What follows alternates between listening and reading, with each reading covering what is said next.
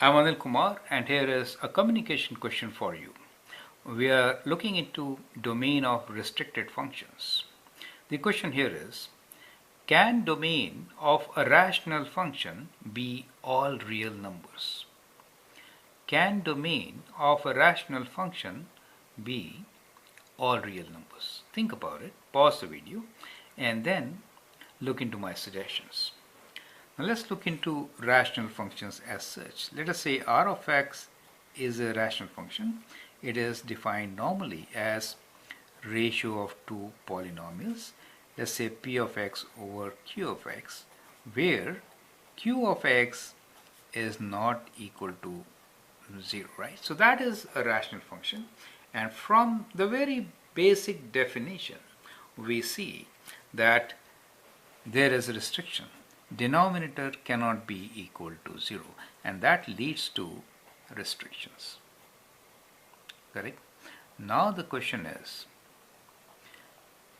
can we have rational functions where there is no restriction, right? So that is really the question.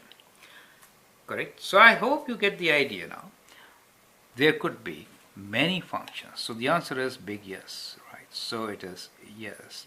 We can have many functions which are rational functions where there is no restriction. So basically we need to ensure that the denominator is not equal to 0 for any real value, right?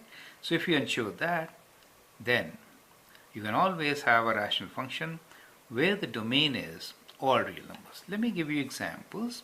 Let's say a function f of x is equal to x over x square plus 1.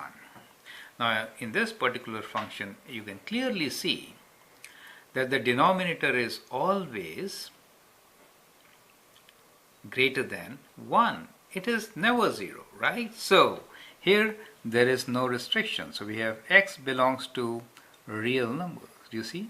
So when the denominator is such that it is not equal to 0 for any value of x, in that case the rational function will have no restrictions on its domain, right? It is a rational function where x is a polynomial. In the numerator, x squared plus 1 is also a polynomial in the denominator, and the denominator is never 0. So those are the kind of functions which will not have any restriction, and these are rational functions. So it is very important to understand that there can be many rational functions with domain as all real numbers. I hope that really helps. Thank you and all the best.